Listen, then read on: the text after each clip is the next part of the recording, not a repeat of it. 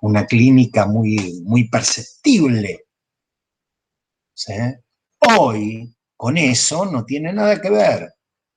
No es que uno no la encuentre, porque detrás de las nuevas masculinidades y todo, sí, seguro, pero uno escucha, como decía Humberto Eco, digamos, lo clásico es lo que sigue haciendo ruido detrás de lo moderno. Y detrás de lo moderno ha cambiado mucho, y uno dice, ¿cómo se le juega la castración a este tipo? Y bueno, ya no se le juega más por tamaños, medidas y qué sé yo, se le juega por otra parte.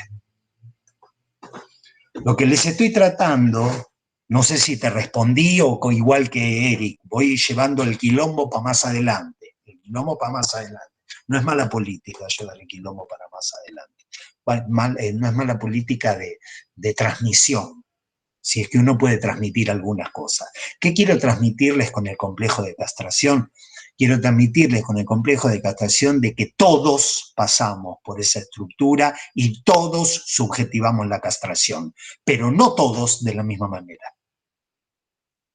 Esa posición subjetiva que en esta época se llamaba el hombre, la va a subjetivar de otra forma.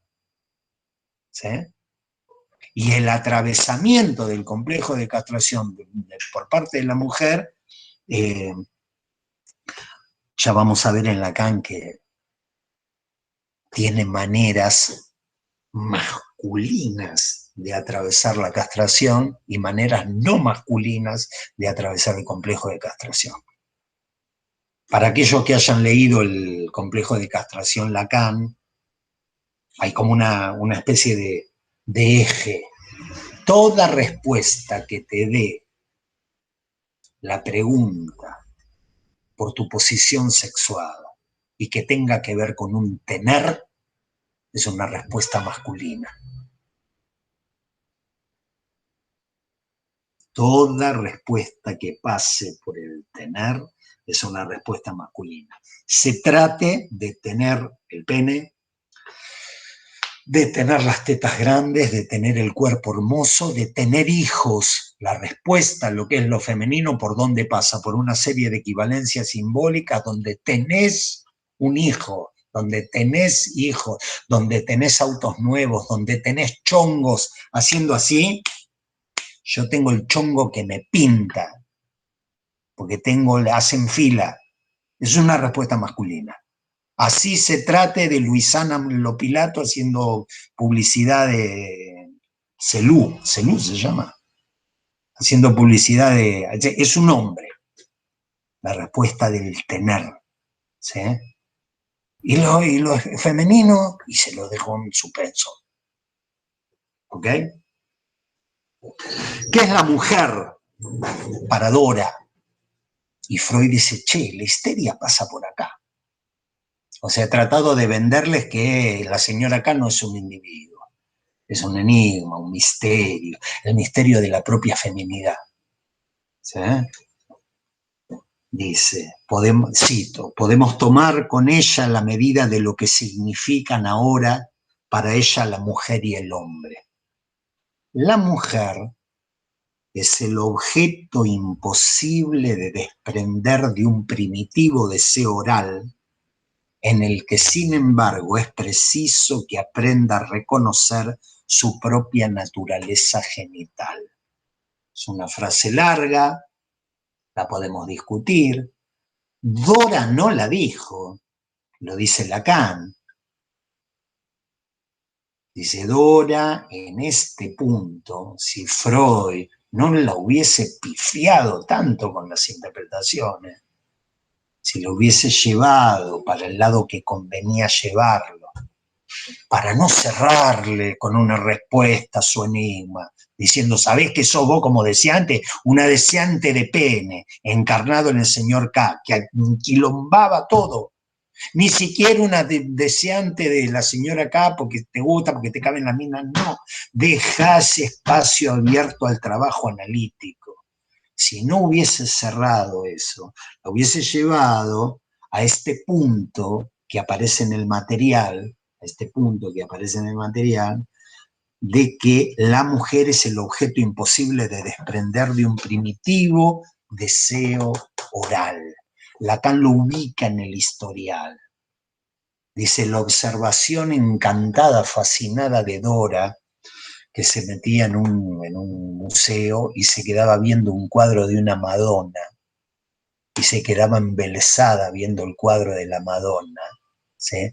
Lacan decía, esto es un tema que si apareciese en la asociación libre, daría lugar para una suerte de inversión dialéctica consistente en interpretar que hay ahí un objeto que tiene que ver con eso que te está movilizando y que tiene una respuesta.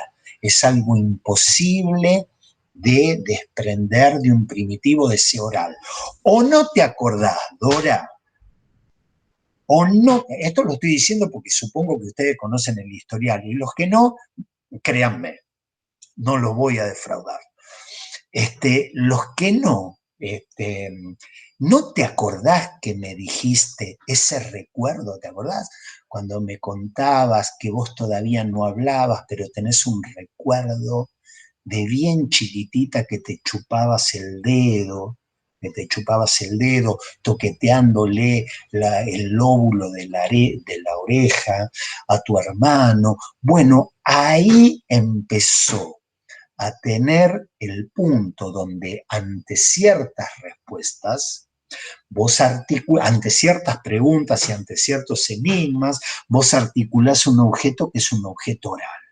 Esto es lo que vos, con esto fabricás una respuesta, con lo que podés, fabricás una respuesta a lo que es la mujer, el misterio de la feminidad. La frase dice así, la mujer es el objeto imposible de desprender de un primitivo deseo oral en el que sin embargo es preciso que aprenda a reconocer su propia naturaleza genital. Para Lacan de esta época, la histeria implicaba algún tipo de fijación oral, lo mismo que para Freud, ¿sí? Por eso Dora tiene síntomas que se reconducen al erotismo oral. Yo les hablé de la tusis nervosa, que significa, ya les conté lo que significa la tusis nervosa, pero también las afonías de Dora. ¿Por qué? Porque había una cuestión erótica, oral, en el lugar de la construcción con la cual se respondía al misterio de lo femenino.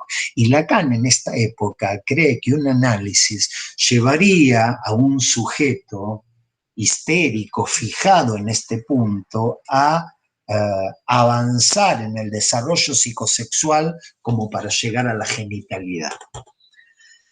Sin embargo, es preciso que aprenda a reconocer su propia naturaleza genital. El mismo Lacan, pocos años después, va a decir, la genitalidad es puro cuento. No se sale de lo fálico. No se sale de lo fálico declinado de diferentes maneras. No se sale de lo fálico, quiere decir no se sale de la castración. No se sale de la castración, quiere decir ustedes pueden armar en su vida muchas respuestas a lo que es lo masculino y lo femenino, pero van a ver que siempre van a estar nadando en una especie de mar de castración donde no van a estar del todo seguros, no van a encontrar certeza subjetiva en eso. En Lacan de esta época, a alguien que dijese, yo soy una mujer y tengo certeza subjetiva, el tipo anotaría en un papelito, se trata de una psicosis. De la misma manera que alguien diga, tengo certeza subjetiva de ser un hombre. De la misma manera de alguien que tengo certeza subjetiva de algún tipo de posición que para Lacan tiene una de sus raíces en lo inconsciente. Y un psicótico tiene certeza respecto de esto, un neurótico jamás la tiene. ¿Sí? Es desde este punto de vista que les estoy explicando en Dora que dice esta frase que se las remarco. Son frases, insisto, son frases polémicas. Estamos en mitad del falocentrismo psicoanalítico. No nos hemos movido, después nos vamos a mover un poco. Pero yo sería un mentiroso si arranco con el seminario 20 y no les cuento qué ha sido la mujer y lo femenino en la enseñanza de Lacan. Esta frase: para tener acceso a este reconocimiento de su feminidad, para tener acceso a este reconocimiento de su feminidad, le sería necesario realizar la asunción de su propio cuerpo, a falta del cual permanece abierta a la fragmentación corporal. ¿Sí? Ella podría, tal vez, si Freud hubiese conducido bien el análisis, llegar a un reconocimiento de su feminidad. ¿Sí? De esa manera tendría una asunción de su propio cuerpo. ¿Se acuerdan que decía feminidad corporal?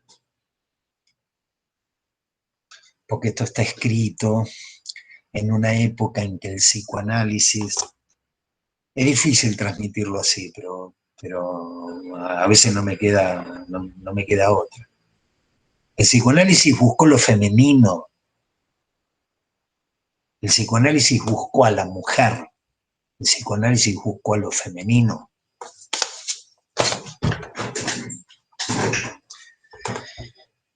En un lugar muy raro, muy difícil, en un camino muy lleno de piedras que se llama el goce vaginal.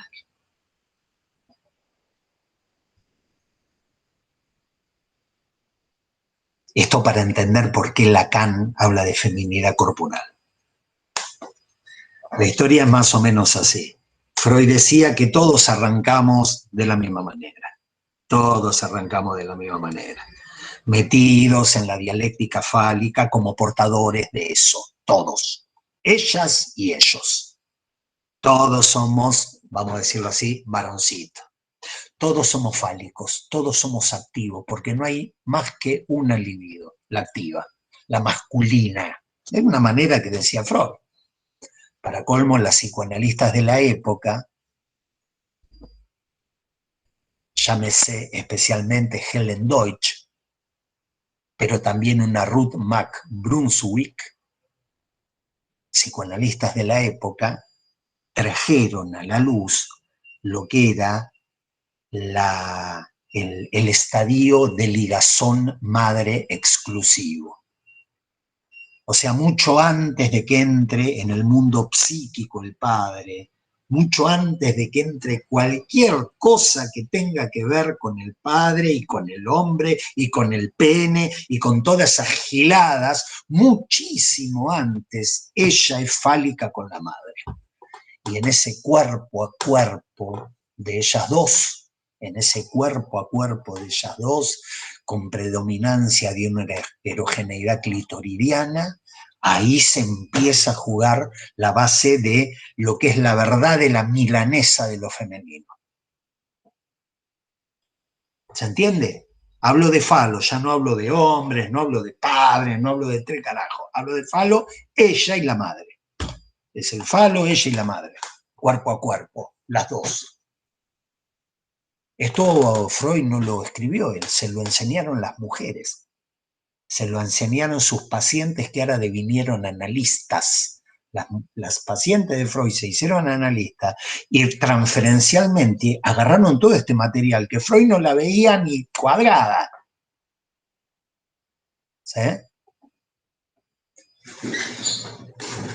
Pues bien, el gran quilombo era cómo se sale de ahí y llegás a una mujer. ¿Por qué? Porque tenían la idea de que si una mujer tenía una sexualidad pura y exclusivamente clitoridiana, se había quedado a mitad de camino y no había llegado a tener una posición que le permita realizar el goce vaginal. ¿Ok? Y todo el psicoanálisis estaba metido en este quilombo. Y para colmo de males, una piba, digo una piba ¿por qué? Porque cuando hablo de analistas mujeres, como Helen Deutsch, como Karen Horney, como Joan Rivière, como Ruth McBrunswick, como Jean Lambert de Groot, son mujeres grosas que han escrito cosas grosas, pero había una que no escribió mucho.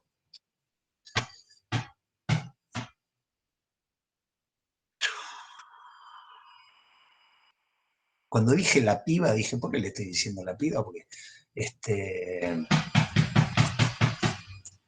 y ahora me agarró eso y no me lo voy a acordar. Ya va a venir.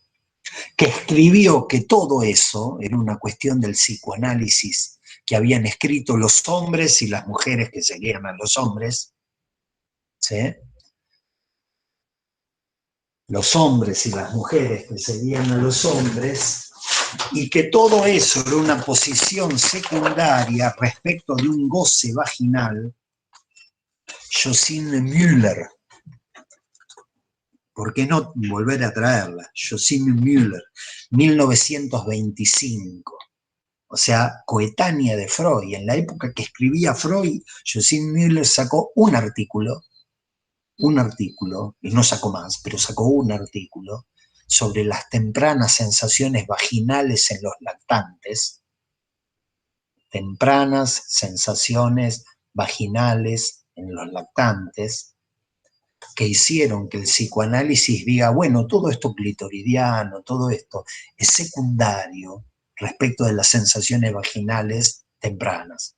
Y lo que está reprimido son las sensaciones vaginales tempranas. Y cuando vos corres toda la cuestión clitoridiana que ustedes estuvieron laburando, lo que va a venir a la luz son las sensaciones vaginales tempranas.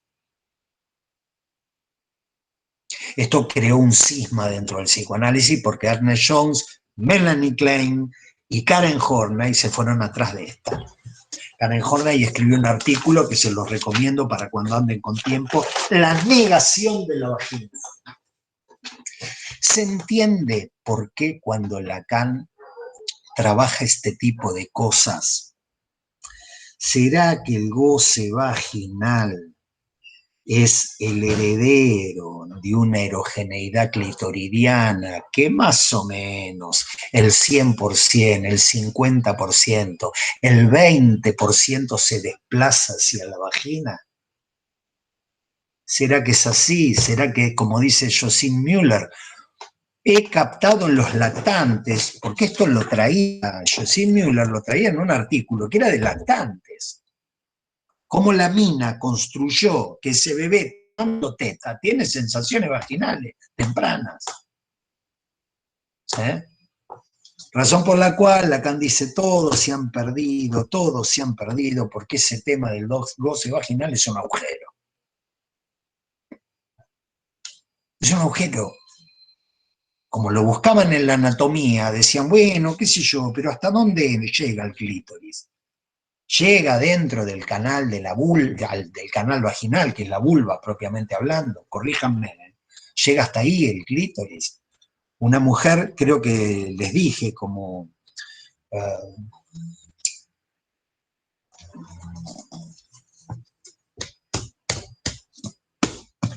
hubo psicoanalistas que pusieron el cuerpo, Marie Bonaparte, la princesa Marie Bonaparte, paciente de Freud, amiga de Freud, y se operó la zona del clítoris más de una vez en esa época, en 1925, para acercar el clítoris más del canal vaginal, una cosa donde ponían el cuerpo y la vida tratando de ubicar ese vellocino de oro que era el canal, el goce vaginal.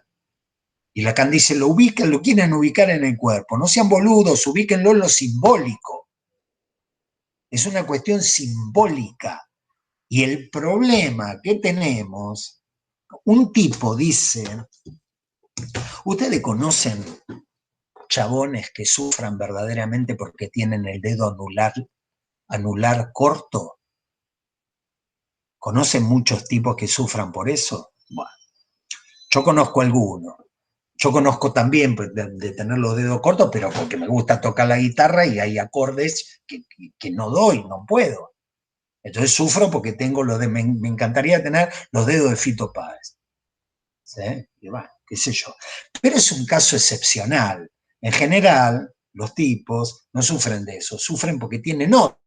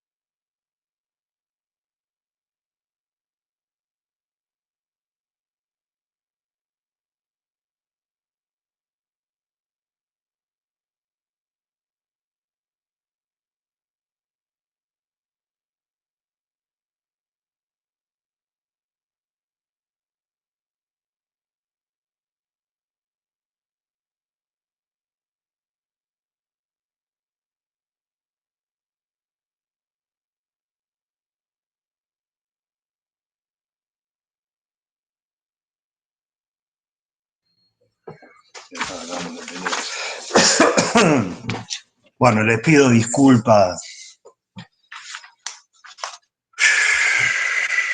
Les pido disculpas. Se cortó y no sabía cómo volver.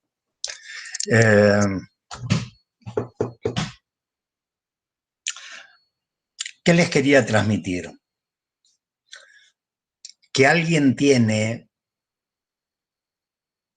o no tiene, no por una realidad corporal,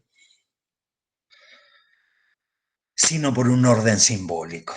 Es un orden simbólico el que te ubica como teniendo, no teniendo, y hay un orden simbólico que a la mitad de la población mundial la condenaba a tener una realidad corporal que no estaba a la altura del símbolo, es decir, a sufrir efectos de castración por no estar a la altura del símbolo, y a la otra mitad del mundo a no conseguir un punto de reparo, de localización, como quien dice un GPS, respecto del cual orientarse. Ya vamos a ver cuando veamos desarrollos que todavía no están acá. Por eso les hice alguno, aunque parezca mentira, en 7 años Lacan cambió mucho su idea, como para ubicar respuestas masculinas que puede tener una mujer. Open your mind, ¿sí? Respuestas masculinas quiere decir respuestas dentro de la égida fálica de quien se encuentra, por una cuestión simbólica, habitando un vacío en la dialéctica fálica. Entonces dirá, tengo un pelo hermoso, tengo un cuerpo hermoso, tengo chongos a rabiar, tengo éxito con no sé qué, tengo una carrera psicoanalítica, etcétera, etcétera. Y si con eso vos respondés al enigma de lo femenino, pues bien, estás encontrando una respuesta por el lado fálico, ergo por el lado masculino. ¿Ok?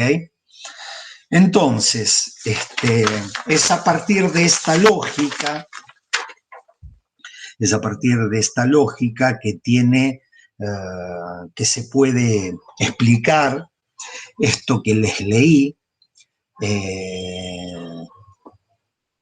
que Dora, a partir de este agujero en lo simbólico, no tiene un reconocimiento de la propia feminidad,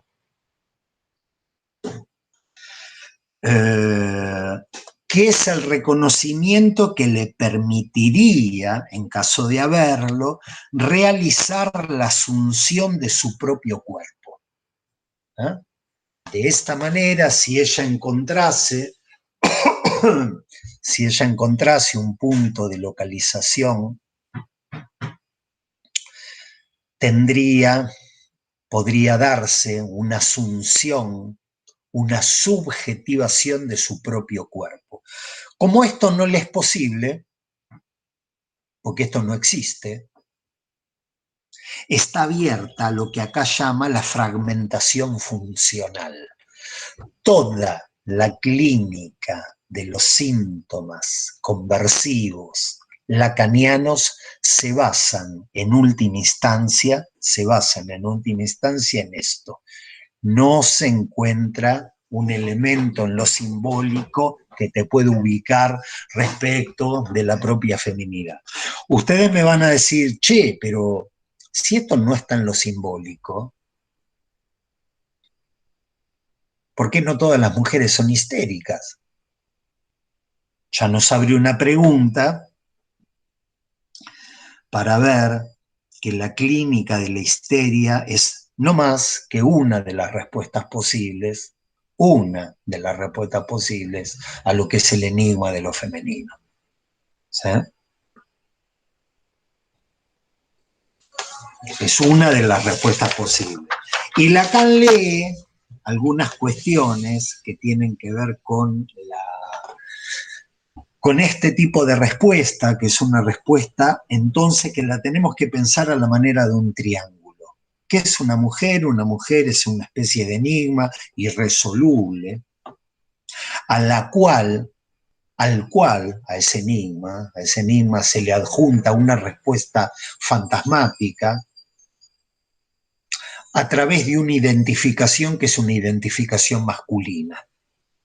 Es decir, busco en ese universo simbólico alguna identificación masculina a través de la cual o a partir de la cual o parapetado en la cual puedo preguntarme por el enigma de lo femenino.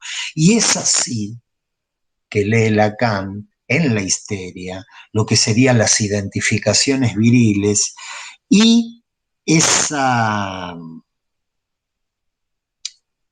especial relación que a veces se captan en algunos sujetos histéricos de tensión con los hombres. De esa tensión agresiva con los hombres. De ese tipo de peleas, yo lo trato de decir, lo trato de suavizar, pero bueno, se puede tratar de suavizar, lo que no podés escapar es de decir las cosas como lo decía Lacan, y Lacan sostenía que una de las salidas es la identificación viril, para desde allí preguntarse por el enigma de lo femenino, pero que esto condenaba al sujeto histérico a una relación de tensión especular, imaginaria con los hombres. En ningún punto soy menos que vos. Lo podemos discutir, podemos ver hasta qué punto esto se se despliega en el resto de su enseñanza. Dice: todas sus relaciones con los dos hombres manifiestan esa agresividad en la que vemos la dimensión propia de la enajenación narcisista. Esto está en Lacan de 1951. ¿Sí? Lo voy a decir en palabras de Lacan, volver a las palabras de Lacan en este punto, no en este punto, en el punto anterior. Acuérdense que Freud tenía la idea de que una muchacha joven y bonita, cuando era encarada por un chabón que estaba bueno, como el señor K, ella se tenía que sentir atraída. Es imposible que no se sienta atraída. Es como la metáfora de la aguja y el hilo. Decía, un histérico es aquel que hace síntomas ahí donde un no histérico se engancha y se calienta. Él tenía esa idea. Freud tenía esa idea. Por eso es que le decía, vos reprimís lo que te pasa con el otro, cuando en realidad ya no le pasaba nada con el otro. ¿Sí? Esos homage lo tradujeron por homenaje. Esa devoción que el señor K sentía por ella, que el tipo la buscaba.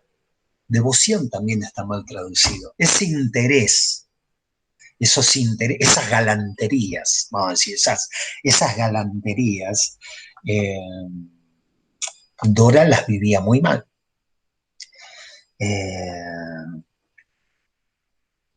Para Freud esto se trataba de que reprimía su deseo por él. Para Lacan es diferente. Para Lacan las galanterías no pueden ser aceptadas porque ella no ha conquistado una posición en lo simbólico. Y si no conquistas una posición en lo simbólico que te permita erigir una feminidad corporal, las galanterías de un hombre son una agresión. Estoy refiriéndome en el texto a esta frase. Esas galanterías de las cuales Freud entrevé el poder saludable para Dora no podría ser percibido por ella como manifestación del deseo, sino a condición de que se aceptase a sí misma como objeto del deseo. Ella debería aceptarse a sí misma como objeto del deseo, es decir, después que hubiese agotado el sentido de lo que busca en la señora K. Es decir, primero debería agotar el sentido de lo que busca en la señora K para tener una respuesta que le permita, lo digo con las palabras de Lacan, no le voy a aceptarse como un objeto de deseo. Igual que para toda mujer, y por razones que están en el fundamento mismo de los intercambios sociales más elementales, el problema de su condición es en el fondo aceptarse como objeto del deseo del hombre, y este es para Dora el misterio que motiva su idolatría a la señora K. Una frase así, largada hoy en día en un lugar más o menos serio, implica que la quemen a la frase, a la hoja donde está escrita y al que la lee. Y al que la lee. ¿Cuál es el tema? Aceptarse como objeto del deseo de un hombre. ¿Sabe cuál es el problema de esta histérica? Esta histérica arma quilombo porque no puede aceptarse como objeto del deseo del hombre. Si uno la lee así, pues bien, hay que quemar todo el psicoanálisis hasta este momento. Si uno lo lee deseo de un hombre como del deseo fálico y lo lee como una posición en la estructura y que esto puede ser encarnado por una mujer. Es decir, que una mujer busque el enigma de lo femenino en una relación entre mujeres. y que diga, che, son dos mujeres que van de la mano y parece que son iguales, y sin embargo no son iguales. La posición en que cada una erige, las coyunturas, las coordenadas simbólicas en que cada una edifica su posición sexuada, son completamente diferentes, por más que hagan más o menos lo mismo.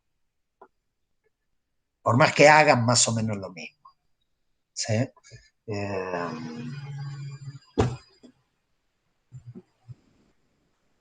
Un sujeto histérico,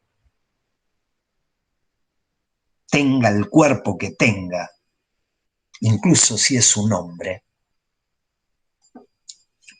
para esta época de la enseñanza de Lacan, va a tratar de ubicar el misterio de lo femenino en una de esas dos mujeres. Bien, son 18:31, no sé si tienen otra clase. Ahora ustedes tienen otra clase. La verdad debería haber terminado antes, pero me dejé llevar por las preguntas que hicieron. Para la vez que viene podemos trabajar sobre esas notas de complejo de castración Lacan, y el que quiere puede leerse La significación del falo e ideas directrices sobre un congreso sobre la sexualidad femenina, y ya nos vamos a meter en otro estadio de lo que es el complejo de castración antes de abandonarlo. ¿Ok? Si no hay preguntas, dejamos acá, y si sí las hay, me las hacen llegar. Les mando un beso, que tengan buena clase. Chau, chau. Chao. Chao, un saludo. Chao.